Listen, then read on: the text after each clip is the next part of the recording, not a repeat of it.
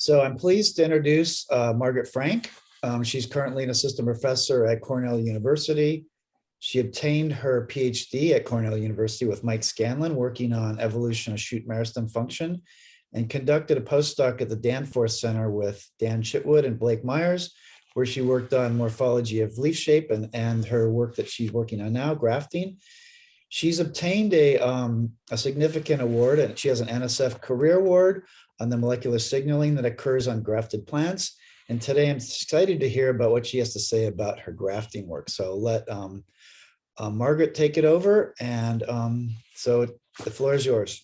Great, thank you, Gary. Thanks for the invite. And I'm excited to be in Minnesota for an hour, where apparently it's a little more sunny than Ithaca today. So my lab works on plant grafting, and if you're not familiar with it, it's simply the physical joining of separate plant parts so that they share an interconnected vascular system. So it's kind of like creating Frankenstein's monster, but it really works. It's not fiction. So grafting occurs in nature, and historians actually believe or have proposed that human adoption of grafting was inspired by seeing natural grafting. And this actually happened thousands of years ago. So here are some depictions of grafting in ancient China and in Europe on the left. And this is actually a really fun depiction of a wood cutting where they're grafting apple scions onto stalks. My grad student has told me that there's no way that this grafting technique would actually work, but it looks pretty cool. So grafting is used for a variety of purposes. Originally, it was just used to propagate woody heterozygous fruit-bearing shoots that couldn't be bred through seed because they were highly heterozygous. And later, viticulturists realized that it could be used to actually protect their plants from root-borne pathogens. And so this is a famous case where grafting to wild American rootstocks essentially saved the French wine industry because it was being taken out by a phylloxera outbreak that also came from the US, but we saved them with our rootstocks. And grafting can now be applied for a variety of agricultural purposes. So beyond biotic stress tolerance, you can use grafting to modify the architecture of trees. So in this case, dwarfing rootstocks are being used to reduce the stature and facilitate easier harvesting of apples. In the reverse direction, my lab's really interested in how hybrid vigorous rootstocks can be used to boost vigor in tomato scions. So here's just an example of one of those grafted tomatoes, and that's also used for cucurbit production. And then grafting is also used in horticultural art. So this is a really fabulous example of 40 different scion varieties grafted onto a single stalk. And I do have a Facebook friend in California who's grafted over 100 varieties onto a single stalk. So these are really remarkable artistic creations through grafting. You can also get your ketchup and fries on one plant through grafting. So this is a pretty great Colbert episode about a tomato potato graft, which you can buy online from the UK. I haven't seen it sold in the US yet, but I'm sure it's going to catch on soon. And for those of you who are grass enthusiasts, you can now graft grasses. So this is a question that I would get at least once a month as a grafting biologist, whether or not you can graft maize or rice. And the only publications that existed on this topic were really old, and they reported about a 2% success rate. So in this new Nature paper, these groups have figured out they can graft grasses at an embryonic state before vasculature matures and get successful rootstock scion combinations between all different grass species. So here's like wheat and pearl millet, for example. It's pretty remarkable, and they have about a 40% success rate and demonstrate that it works for all different types of monocots. So that is neat.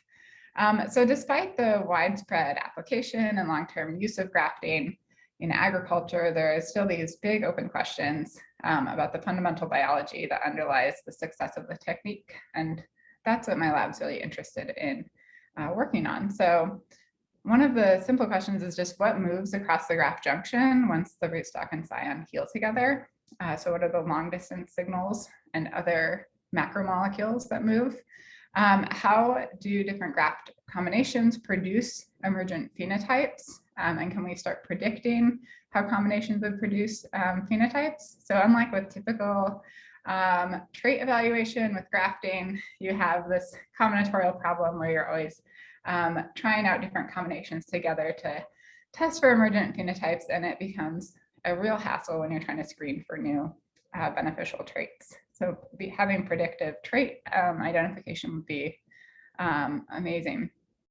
And then finally, at the very basic level, and the question that I'll focus the first half of my seminar on is how the graft junction actually forms. So when you cut and join together the rootstock and scion, what is the communication that allows those two halves of the plant to join together?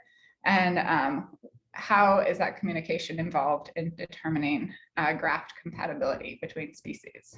So to kind of visually break down those questions, we're looking at compatibility versus incompatibility, and compatibility versus what we call ultra compatibility, or the expression of new beneficial traits that don't exist in either of the rootstock or scion genotypes on their own.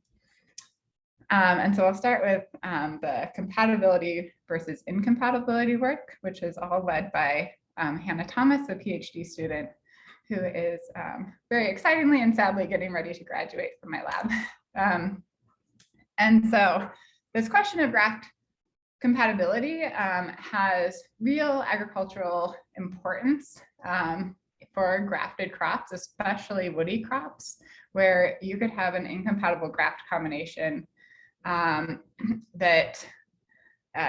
where you don't realize the graft incompatibility for a prolonged period of time. So maybe someone plants an entire orchard with an incompatible graft, and a decade later, the junction becomes brittle and dies. And so this is a real issue. This is a classic example of that incompatibility between pear and quince, where quince is used as a rootstock. Similar to apple, it's used to help dwarf the pear scion and facilitate better harvesting. And you can see that there's a complete disjunction between the rootstock and scion at the graft site.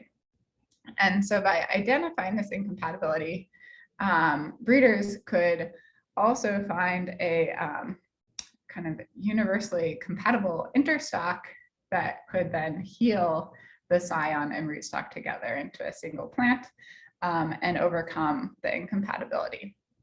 But we actually don't have a really good understanding of what causes this incompatibility at large and like how to identify it early on.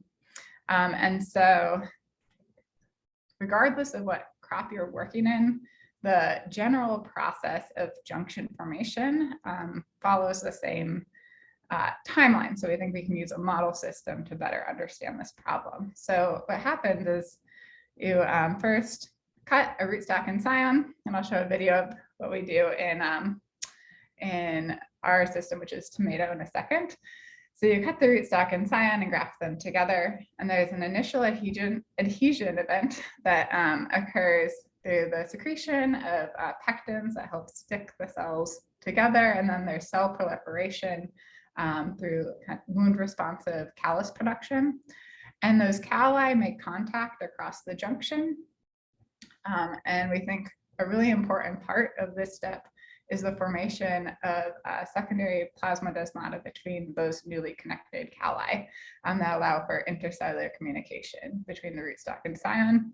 And through that communication, the graft junction patterns new vasculature that connects the root and shoot together, and then the vasculature becomes functional. So within this process, we have intercellular signaling, vascular differentiation, and all of these steps together affect the integrity and biophysics of the junction. I'll show you what happens when the integrity fails. It's pretty cool. Oh, I hope the sound. To graft these plants together, we simply cut. There we go. Here's a video of our grafting system in tomato, where we do a lot of our grafting with young seedlings where the developmental biology is kind of simplified. And you literally cut them, swap the shoots, and we actually use these homemade grafting clips that are made from Michael's craft store bracelet tubing. So pretty fun. And so after that procedure, which takes, well, depending on experience, it could take like a minute, or some people could do like 100 plants per hour. It's pretty easy to do. We usually have like 95+% success, knock on wood. Sometimes it's a rough experimental day, but generally it works really well.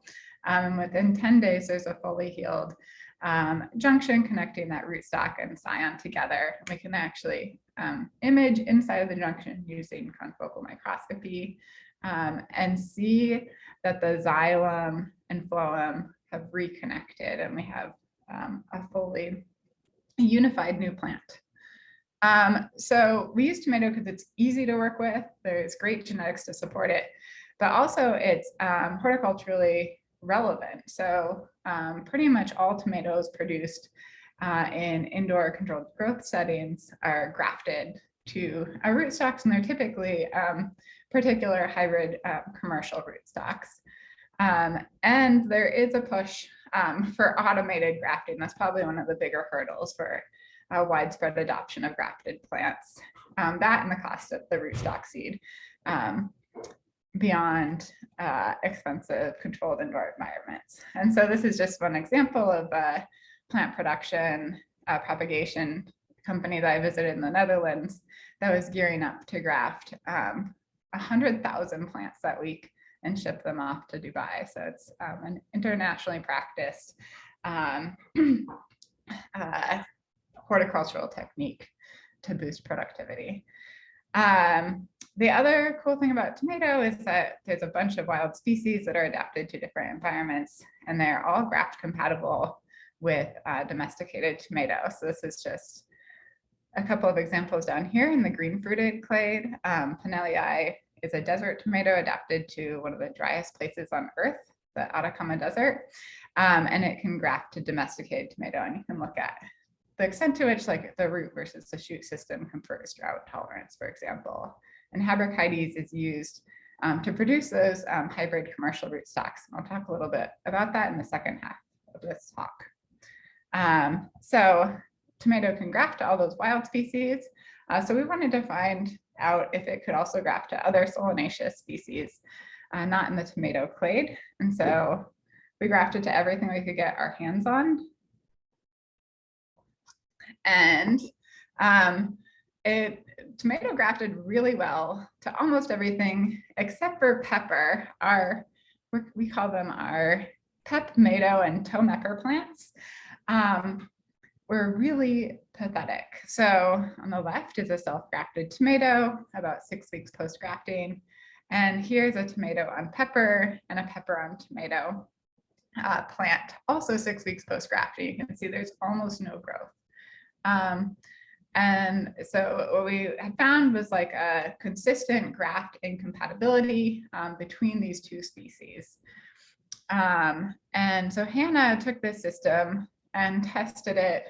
She's actually done a lot more work than what I'll tell you about today, but she tested a lot of the underlying biology for this and characterized the incompatibility so we could better understand it. So one of the things that she found was that the plants could survive, which is great, we could study them, although they survived at slightly lower rates than self-grafts. And so this is similar to what we would call a delayed incompatibility, where the plants do not graft well, their xylem and phloem are not reconnected, but they don't die immediately. And this is also the problem that can be most detrimental to farmers if they plant out an orchard of incompatible rootstock scion combinations. Here's just one example of a delayed incompatibility where the plant was growing for over a decade, and then snapped right at the junction of the storm. You can see the junction was just like completely necrotic, which is cool. And so first we asked, is this due to just evolutionary distance between the species? And we don't think that's the case, because tomato can graft to all these other species that are more distant in the Solanaceae phylogeny. And other semi-recent work from about, I guess it's a year and a half ago, shows that Nicotiana, benthamiana, also in the Solanaceae, can actually act as a band-aid that allows super distant things to graft together. So this is an example of chrysanthemum grafted to Arabidopsis with N-benth as a little band-aid between them. So evolutionary distance doesn't seem to be a major determinant of graft compatibility. So we looked deeper into what could be causing the incompatibility. And before I talk to you about all of the symptoms of the incompatibility, first I'm going to show you what a compatible graft junction formation timeline looks like, and then we'll look at how this is disrupted in pet tomato and tomeper. Okay, so one of the experiments that I did while I was establishing my work on grafting at the Danforth Center was to use PET imaging to track the timing for xylem and phloem reconnection as the graft junction heals. And this was all with Dr. Tai's lab at WashU Medical School. And he had the great insight to build a PET imager, which allows you to track radio-labeled nucleides in 3D space inside of a growth chamber. So we could do real physiological experiments with plants, which was super cool. And so what we did was we took little grafted plants. I think I have, a picture of these tubes, and we made like an airtight seal right above the junction. And then we fed the plants C11 CO2 gas. So this is labeled carbon dioxide gas that we could then track in the plants. And what we found is that, an ungrafted plant, it transports beautifully into the root, and it's actually quite a fast process of about, it was like 20 to 30 minutes. You could see it starting to fix and transport in the plant. And then in our grafted plants, right at 5 days was when we started to see phloem transport with this radio label. And 6 days was fairly consistent. And so for xylem transport, we used a different radionuclide. It was labeled nitrogen, because labeled water had a really short half-life and gave a messy signal. And what we found was that for up until 6 days, the label would just stop and pool at the junction. And then by 6 days post-grafting, we'd see signs of signal in the scion. So we have this pretty short window, 5 to 6 days, where the phloem and xylem start to functionally transport again, for these tomato seedlings at least. It's slightly earlier in Arabidopsis. And so then this pairs really well with the confocal microscopy that we could use to look at vascular reconnection. And so we took those plants, oops, I think this should be a video, but oh, there we go. We took those plants and we prepared the samples for confocal imaging. This is just a propydium iodine stage sample that's then cleared with methyl salicylate. So we can optically section into the junction and see that by this 6-day post-grafting time point, you could actually track reconnected vascular strands to the junction, and they've elongated and matured. And we can compare this with, for example, a 3-day post-grafting time point when we don't see any transport. And here, what we have is this really cool cell type, which I think is like a hybrid between callus morphology and protoxylem secondary cell walls. And so vasculature is starting to be specified and differentiate, but it hasn't matured at this time point. And then if you look at the fully reconnected time point, it has. So we gathered a lot of in-between confocal microscopy to kind of zero in on the way that cell differentiation and shape corresponds to physiological transport. But either way, we have this pretty short timeline for when the graft junction forms in a normal self-grafted tomato. Unfortunately, when I started studying pet tomato, I no longer had access to a pet imager built inside a growth chamber. There aren't that many of those in the world. So hopefully we'll collaborate with Dr. Tai in the future. So for our pet tomato and tomato plants, what we used was a CFDA dye. This is a phloem mobile dye. And you can see from these plants that got an aphid infestation that it really is phloem mobile. So aphids like to suck out phloem sap and their bellies are getting filled with the CFDA. And so we can load the CFDA onto leaves on the scion and then see where the dye transports. And here's just a graft junction of tomato, pepper on top and tomato on bottom. And you can see the dye moves to the junction here and then it kind of stops, indicating that the vasculature really isn't reconnected in this graft combination. And this is further emphasized in our anatomical investigation of the graft. And so on the left is a self-grafted tomato with really nice vascular strands running through. And on the right, you can see, I think I actually emphasized one of these, there you go, the anastomosing vasculature. It's, rather than reconnect across the junction, it seems to fail to communicate with the other half of the graft and it starts curving in and you don't find any like connected vascular strands. And so we know that in these incompatible tomato plants, vasculature differentiates in the graft, but it's just not communicating across the junction. And so Hannah is doing a lot of work now to understand what's creating that failed communication. And here's just another method for imaging that failed connectivity using Ormin O, which stains lignin in xylem cells. And you can see there's just like this huge bulging xylem mass, and it is a mess. It looks kind of like a brain, I think. And yeah, so it's pretty clear that the differentiation happens. It's just not coordinated at the junction. And so to get to the biophysical effect of this discoordinated development, Hannah created what's called a bend test, where she basically just quantified how frequently the plants snapped at the junction if she bent them. And now she's actually literally on the road to University of Delaware to do a 3-point bend test with real physical measurements in Aaron Sparks's lab. So we'll have some more quantitative data on the elasticity of the stem and whatnot. But here she just bent the plants and quantified how frequently they broke at the junction. And it's basically almost zero of the plants. I guess I took that graph out, but essentially 0 plants break at the junction when they're self-grafted, and almost 100% of the pet tomato and tomato plants break at the junction, indicating a failed biophysical stability. So as a self-respecting molecular biologist, I had to know, what genes are potentially involved in this. And so we did, of course, an RNA-seq time course sampling.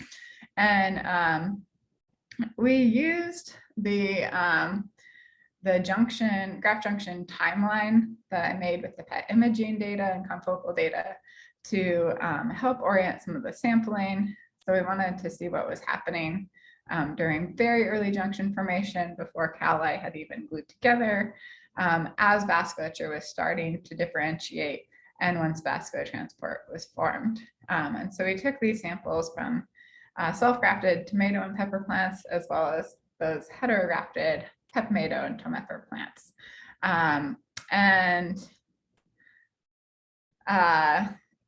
The initial analysis of the data fell out as one might expect. So if we just do a PCA of the sample spread, what we find is that the self-grafted tomato and pepper plants fall to the edges, and the heterografted plants kind of sandwich in the middle. And we originally started working with the genomes independently, which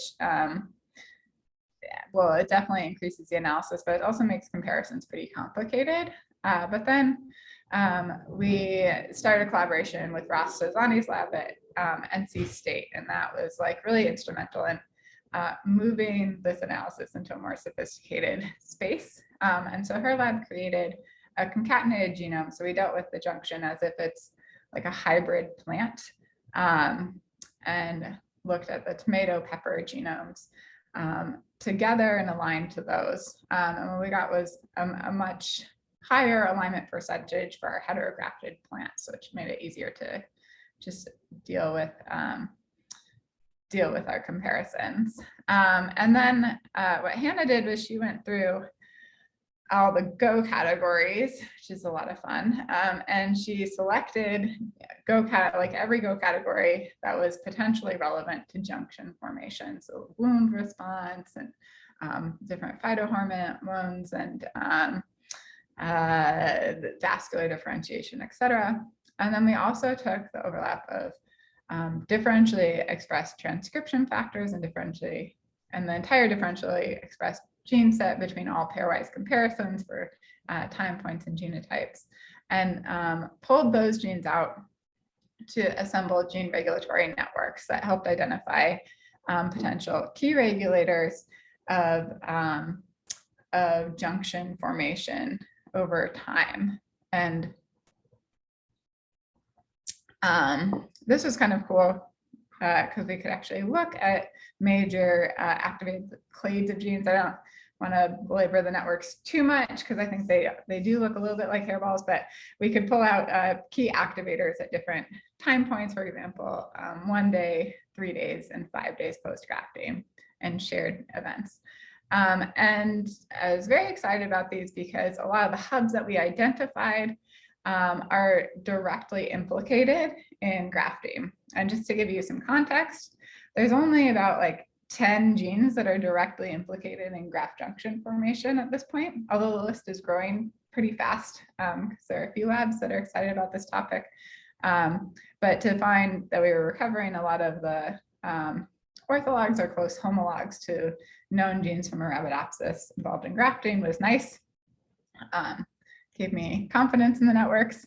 But unfortunately, it was pretty much impossible to go straight from our self-grafted network, this beautiful resolved network, to how the heterograft messed up the network because these just look like real hairballs. And so rather than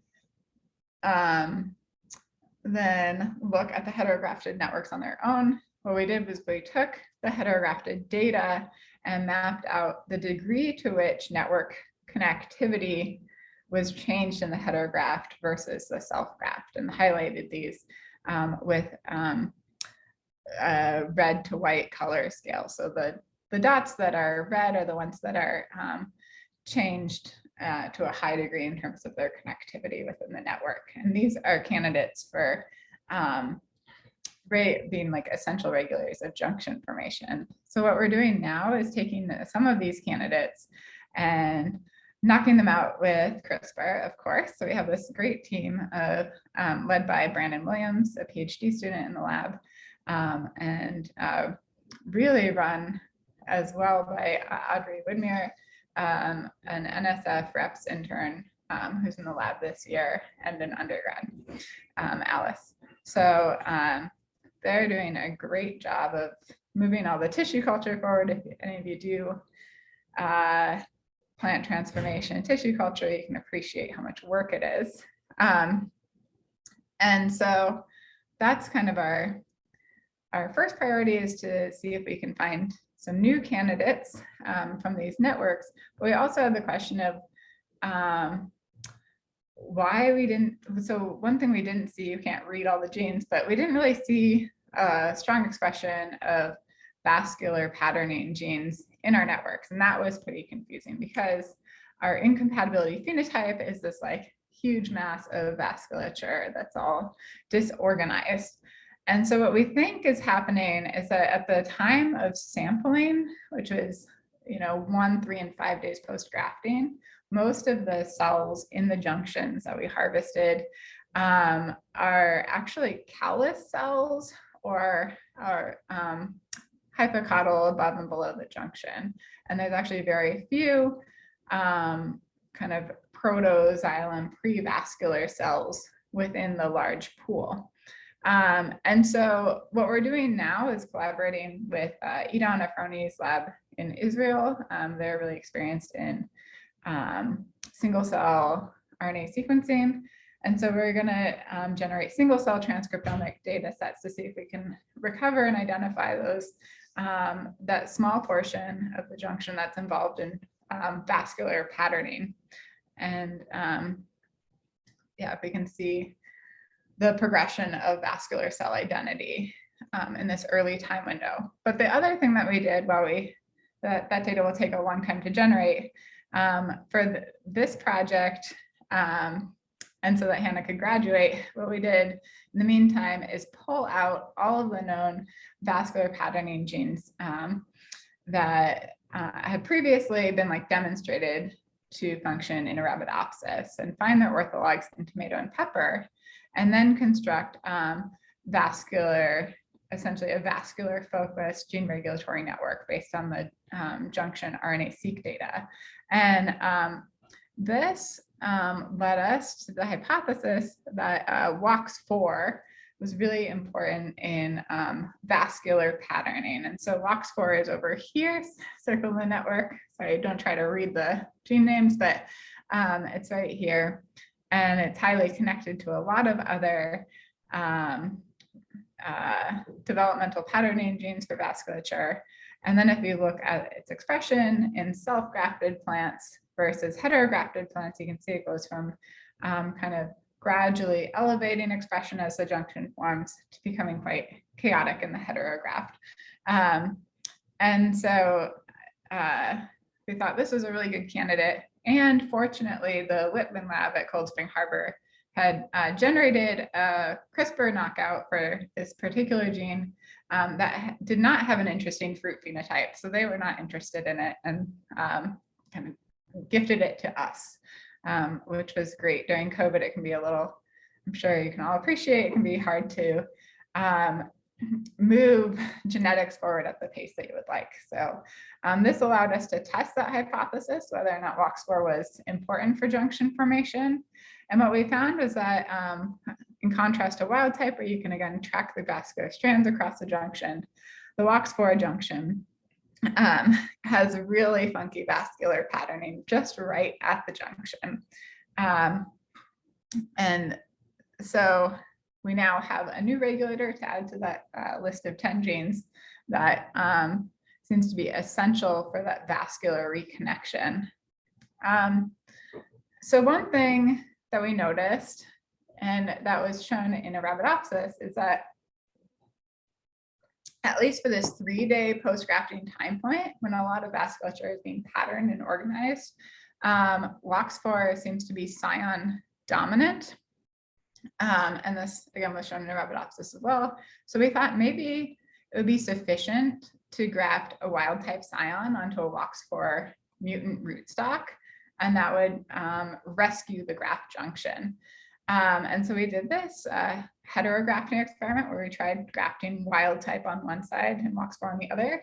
And surprisingly, in either direction, the presence of wild type genotype in the graft could rescue junction formation. We get really nice vascular strand formation across the junction. So this is kind of an interesting mystery, and we think that WOX4, other WOXs are mobile, and WOX4 might be a mobile signal that could move in both directions within the junction. That's at least one thought. So the other question we had was whether we've really explained the pepmato-tomeper incompatibility with our WOX4 incompatible discovery. And I would say, have we really explained it? I would say not exactly. So in our incompatible graft, we get necrosis in the junction, and there's probably other factors. The necrosis might be blocking cell-to-cell signaling and maybe blocking WOX4, but it doesn't exactly phenocopy the the WOX4 incompatible graft.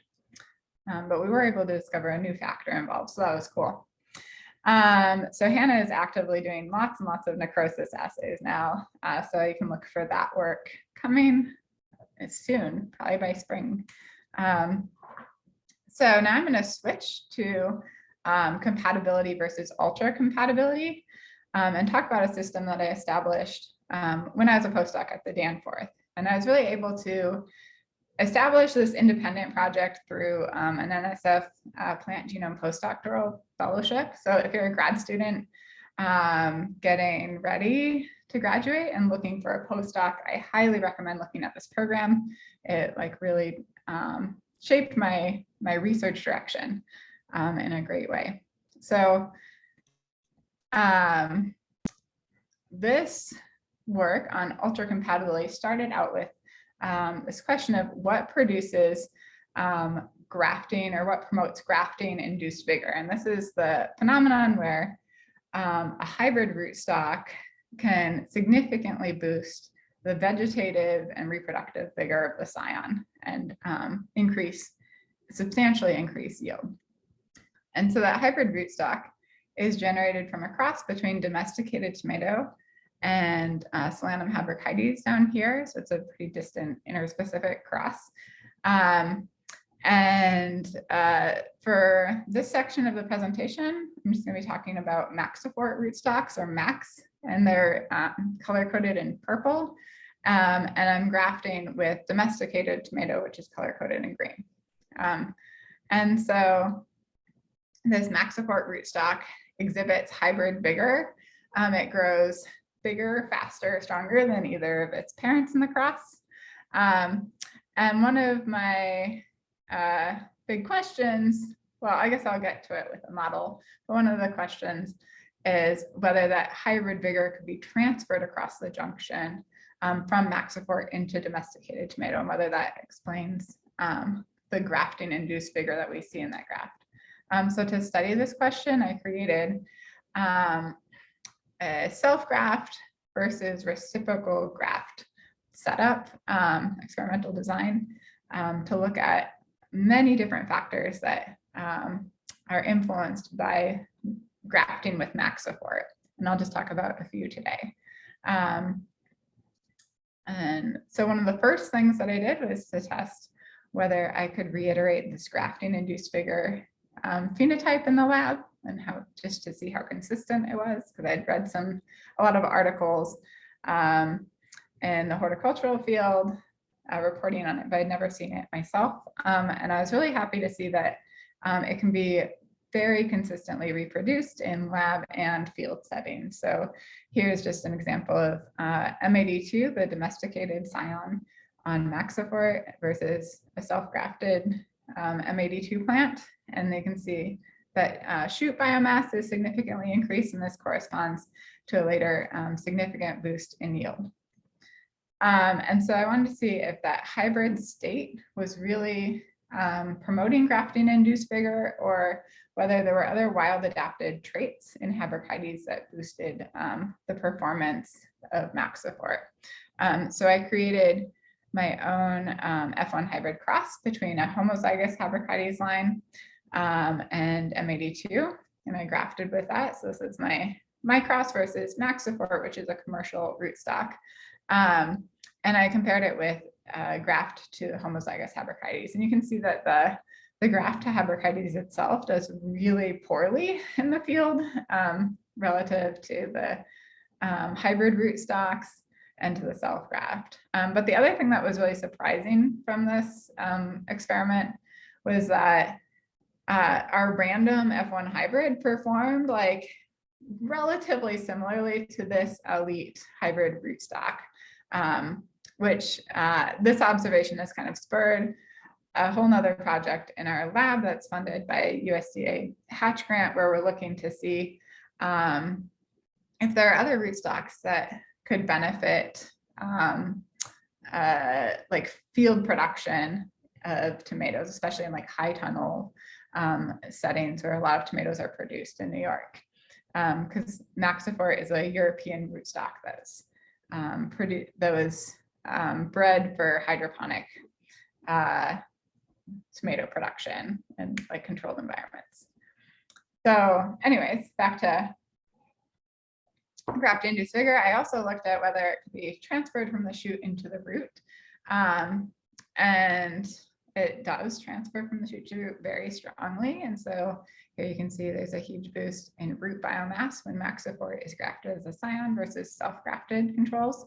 So we have this bidirectional transfer of grafting-induced vigor.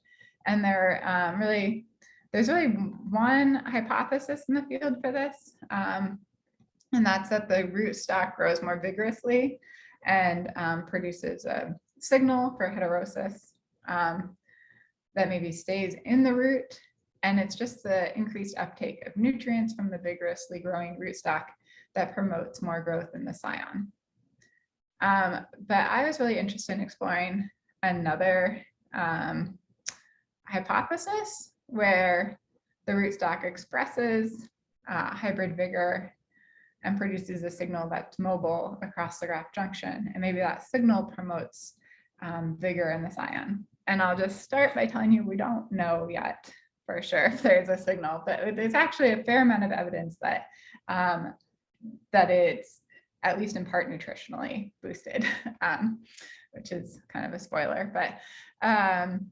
But there's good reason to believe that there could be a signal. So we know that there are small RNAs, mRNAs, and proteins that move between roots and shoots and promote vigor. So one particularly intriguing mRNA that moves in potato from leaves to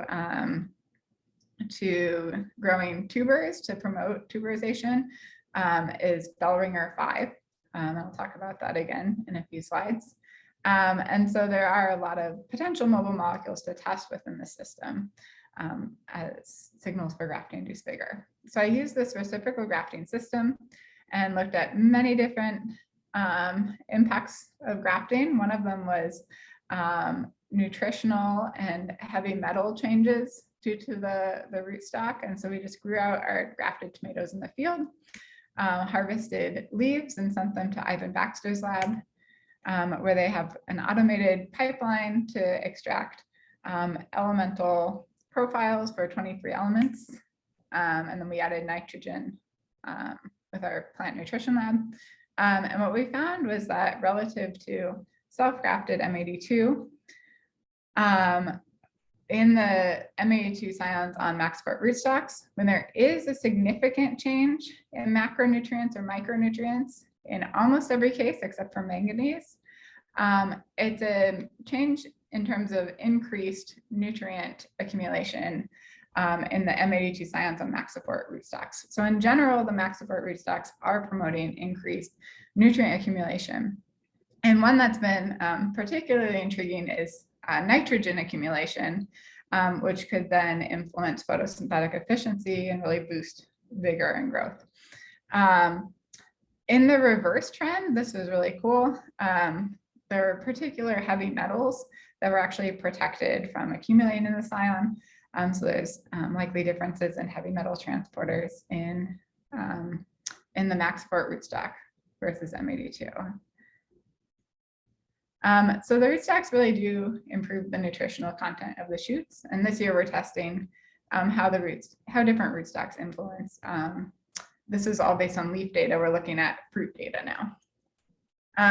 So another, I guess, data set that I collected to test the hypothesis that there might be a mobile mRNA signal was a massive amount of RNA sequencing data between rootstocks and scions. And this was to test whether there are mobile messenger RNAs that move from Maxifor into M82 that might serve as potential signals for grafting-induced vigor. And this is based on a technique that was really published around the time I was starting this project, where you could use RNA sequencing between grafted roots and shoots to determine whether a given transcript originated in the root and moved into the shoot, or was just produced in the shoot itself based on polymorphisms between the rootstock and scion genotypes. And so to apply this kind of profiling technique and see if we had any interesting candidates moving. I first had to identify genotype-specific SNPs between MAX4 and M82. So I sequenced self-grafted shoots and roots from a bunch of plants called SNPs from the reference genome, which is slightly different from M82, removed any shared SNPs, and found about 180,000 SNPs that covered just over half of the genes in tomato. So we could detect graft mobility for 18.5 thousand genes between roots and shoots. And because MAX4 is a hybrid with a domesticated tomato parent, we could only track RNA movement in one direction, from MAX4 into M82. So we then took heterografted MAX4 M82 plants and M82 MAX4 plants and harvested roots and shoots from these plants for 5 bioreps, 3 weeks post-grafting, so long after the junction is stabilized. And we required consistent detection of mobile RNAs across all of the bioreps. And so that was a pretty strict cutoff. And so using those standards, I was able to find 761 RNAs that moved from the root to the shoot. And these fell across all different sorts of categories. Most of them had zero relevance to signaling, but one that was pretty interesting is this BEL1-like category, which was related to the BEL5 mRNA that had been shown to move in potato. And so I am still pretty curious about that RNA, and we have future functional plans eventually to get at it. But one thing that I noticed was that the depth of RNAs moving from root to shoot was pretty low in that direction. And so if I just applied like a simple cutoff of more than or equal to 5 reads per sample, we were able to like eliminate 2/3 of the mobile transcripts from the data set. So most of these were moving in very low abundance and thus probably not serving as signaling molecules. In the reverse direction, I saw slightly more transcripts moving from shoot to root, which made sense because we think these are moving through the phloem, and the major source to sink direction is from shoot to root at the developmental time point when I harvested these. And again, there's transcripts from all different gene categories. And again, we see BEL1-like transcripts moving from the shoot to the root. If we, again, apply a simple cutoff, we lose fewer of the transcripts. So actually most of the movement is happening from shoot to root. And this is consistent with other studies. If we look at what's moving in both directions, this would be an indicator of things that are simply cycling through the plant rather than having a targeted endpoint. We actually find that most things that move from root to shoot are also cycling down from shoot to root. So things seem to be moving bidirectionally quite a bit, which would indicate that a lot of these RNAs are probably not functioning as signaling molecules. And so to kind of conclude that data collection point, what we found was that lots of RNAs are moving and we have a lot of questions. And these questions were great because they formed the basis for the first major grant in my lab. And so there were lots of limitations with the M82 MAX4 grafting system. For example, I could only detect transcripts moving in one direction from MAX4 into M82. And the evolutionary distance of Solanum haverchides from domesticated tomato is pretty big, but actually not that great. So we could only detect about half of the potential mobile transcripts in that system. And so for this new grant, I really focused in on a system that could tell us a lot more about how RNAs are moving through the plant body and whether or not they do have the potential to function as mobile signals. So we created a grafting system between eggplant and tomato. Or I guess I should say we tested it. This is a graft that has been used agriculturally since the 1920s to protect plants from disease. So we didn't discover it, but we made sure that the graft junction forms well and it's a consistent grafter. Then working with Quinn Huang at, I think she's actually moved from Delaware now. She was at Delaware, and Hernan Garcia, we developed some mRNA imaging systems where we could actually look at a cellular level where mobile RNAs are going. So we can test whether or not they're exiting the vasculature and actually moving into cells where they could be translated upon long distance delivery. But before we could really delve into the bioinformatics of what's moving through tomato eggplant or tom plant, eggmato plants, we first needed to generate a high quality reference genome for eggplant. And so this is kind of where the project has started, and we've expanded. This is the pan-genome genomics part of this talk. So we started by collaborating with the Bangladesh Agricultural Research Institute, or BARI, where they've taken 4 parental varieties of eggplant, or in Bangladesh it's called brinjal, and developed a BT eggplant that is really widely grown around Bangladesh. And so these are the 4 parental varieties that are now kind of like a genetic engineering success story. And we decided to sequence this green fruited one because no one's really developed resources for green fruited eggplant, and it looked cool. And so, yeah, this genome will hopefully have, some beneficial implications for like disease resistance development in these eggplants where genetic engineering has already been adopted by farmers. And so we took this eggplant, and this is all led by Hamid Razafard, a postdoc in the lab, and generated a really nice genome using a combination of PacBio and Hi-C sequencing. And you can see it's this cool contact map and stuff. We're learning a ton of genomics in the lab as well. And then we really grew this collaboration in 2020 when the lab was shut down. So we started on the genome sequencing, and then we couldn't really go into lab for a while, or it was very limited to like 1 person at a time for several months. And so we connected with researchers from the UK, from INRA in France, and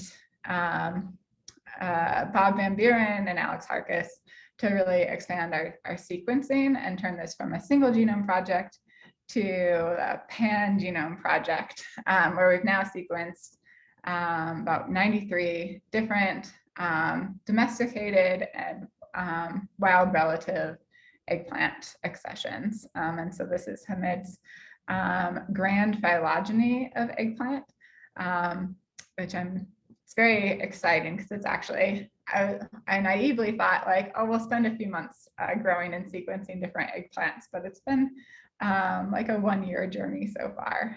So now we can start looking at domestication relationships in eggplant and look at how domestication in history influenced the basically core versus accessory like gene sets in this really important crop. And so why create a pan-genome? So there's a tremendous amount of diversity in terms of fruit morphology and color that also corresponds to cultural uses of the eggplant. So depending on where you are in the world, there are really different preferences for the type of eggplant that people want.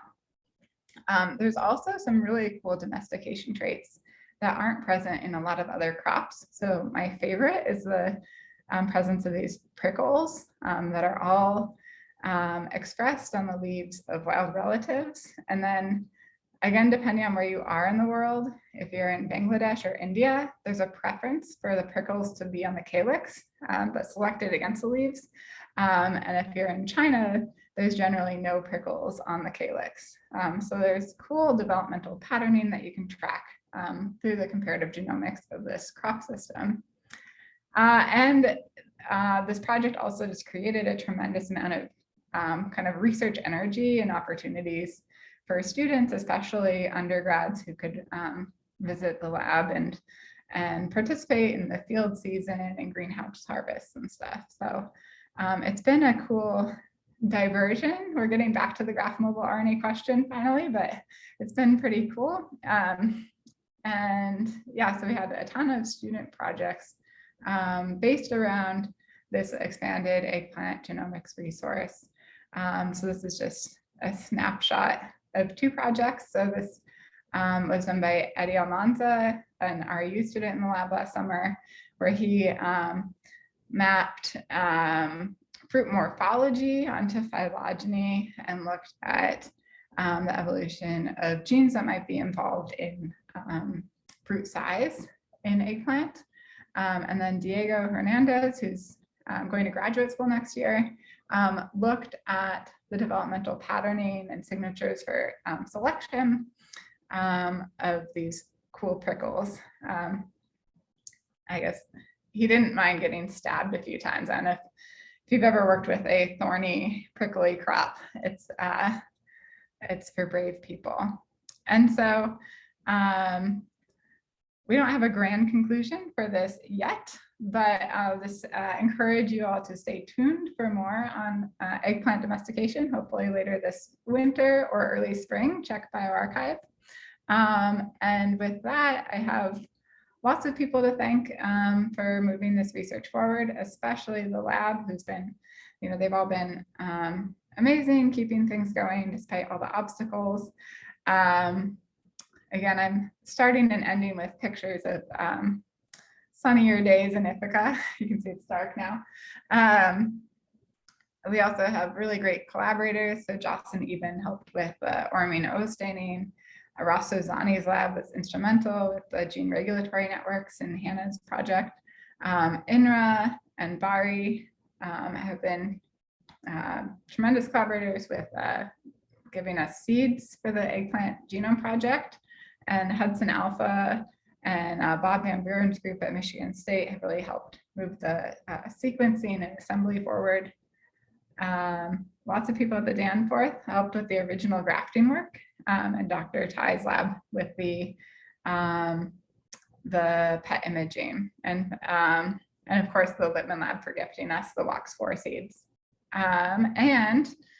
Right, so I also have to thank, I don't usually do this, but our daughter is quarantined from daycare while the classroom is shut down for 10 days. So I have to thank Dave, my husband, for being the daycare provider so I can be here.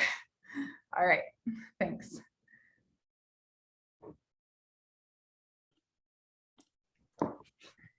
So thanks a lot, Margaret. Are there any questions for Margaret? Please put them in the chat or in the question and answer. So there's something in the chat. Okay, this is John Hawkins.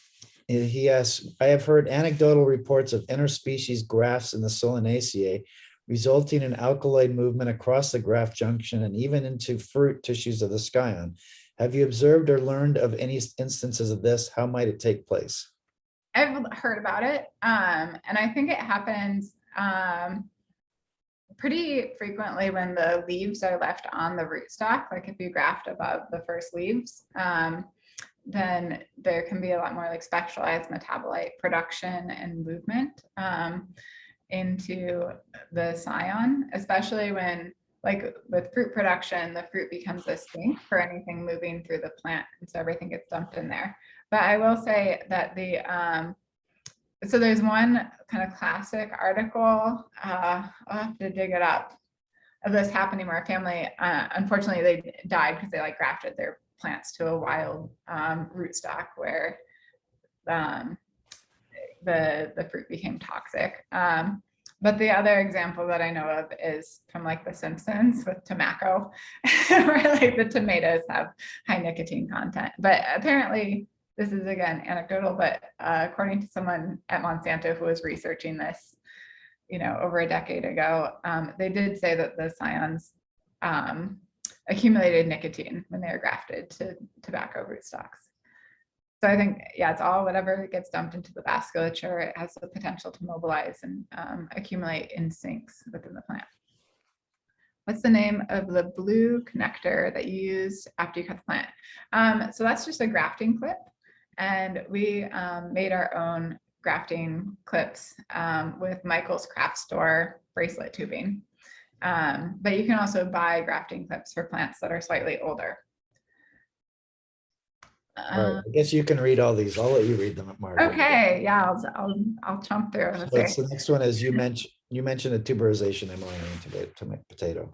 Yeah, any phenotypic effect on graft partners that don't typically form tubers? That's a cool question, and I've only done like limited tomato grafts because it's hard to get them in the same developmental states because potatoes usually asexually propagated, and the seed potatoes or the like potato seeds are really puny. But that's kind of a cool question. Can you talk a little more about how RNAs act as mobile signals? Do you think they're being translated, or are they influencing expression in destination cells in another way? That's a great question. So the most direct potential for them as mobile signals is that they get translated into proteins. And I guess one benefit of an RNA serving as a mobile signal versus a protein is that it can be translated into lots of protein copies. So it's not a linear effect in terms of signal. But we do have, and this is actually what kind of initially made me think about like working with Blake Myers for part of my postdoc. We do have a huge set of mobile RNAs that are in gene families that are generally processed into phasey RNAs. These are short interfering RNAs. And so the NBS LRRs and the pento PPRs are pretty large contributors to our mobile RNA gene sets. And we're not sure if they're processed into phasey RNA still, but basically that's one thought process that I had, is that maybe they get like cleaved into short interfering RNAs and affect expression as small RNA signals. There's been quite a lot of work on small RNAs functioning as signals, which is why I'm mostly not working in that area. I think there's already been a lot of progress, but we do know that like siRNAs, heterochromatic siRNAs, can move from shoots to roots in Arabidopsis and impact genome methylation status at transposable element sites. So there's definitely a lot of other ways in which RNAs function as signals, but mRNAs, it's still not well characterized, I would say. Okay, what method did your group use to construct the eggplant pan-genome? Oh, great question. So we have 2 PacBio genomes, one for the domesticated eggplant that we selected, and one for Solanum insanum, wild relative. And then the rest of the genomes are really deep Illumina sequences. And we're currently in the state of basically like using mega hits to identify core genes from the Illumina sequences. The like core genes, yeah, they're shared between the Illumina reseq and the PacBio genomes, and then annotating unique or I guess private regions. I'm still bad with the pan-genome lingo. So that's our approach. Awesome. So the next question is from Alex Griffin. Okay, cool. Surprising to me that evolutionary relatedness isn't linked to graft compatibility in tomatoes and peppers. Do you know if this is unique to Solanaceae, or is this true in other agriculturally important plant families?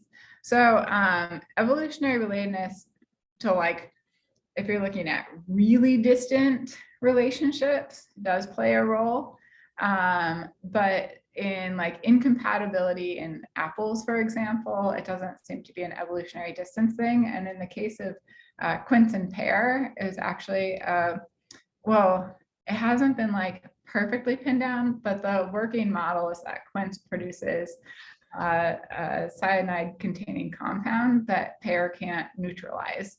And so I think there is some evidence for more of like a chemical incompatibility rather than evolutionary distance. But extreme, well, I think the Nicotiana grafting to like completely different plant families is pretty extreme. So I think you can graft across pretty large boundaries in like very special cases, but usually it's like within the family. And then that compatibility breaks down potentially because there's just a loss of communication between the cells.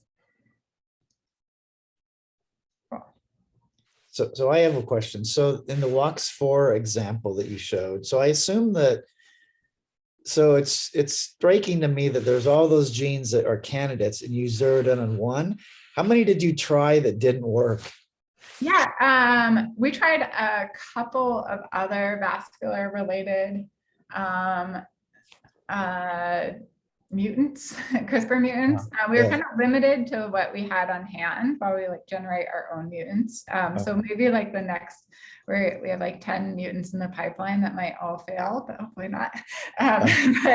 But the other genes that we tried were clepeptides involved in phloem and xylem patterning. And those showed like slight incompatibilities, but nothing dramatic. And yeah, it can be when there's just like there's like a very slight reduction in the percent survival for the CLE lines that we looked at so far. So yeah, we tried a few, but not like, there's another paper in Arabidopsis where they screened hundreds of mutants involved in like auxin and cytokinin, and found like some that were like slightly incompatible in their grafts, but not completely failed. So we were pretty lucky that WOX4 was All right. messed up. Yeah. All right. It doesn't look like there are any more questions. I don't know how we would give it. I think we'll actually just give a round of applause to Margaret. Fantastic talk. I really enjoyed it. It was fun. And so thanks a lot for spending the time with us this afternoon. And I'll see you maybe next time you're at Plant and Animal Genome Meeting. Yeah, or in Ithaca maybe. Oh, yeah, maybe in Ithaca. Yes, in the summer. Yes, that's right. Yeah. All right. Thank you so much. Bye. Thanks a lot, Margaret.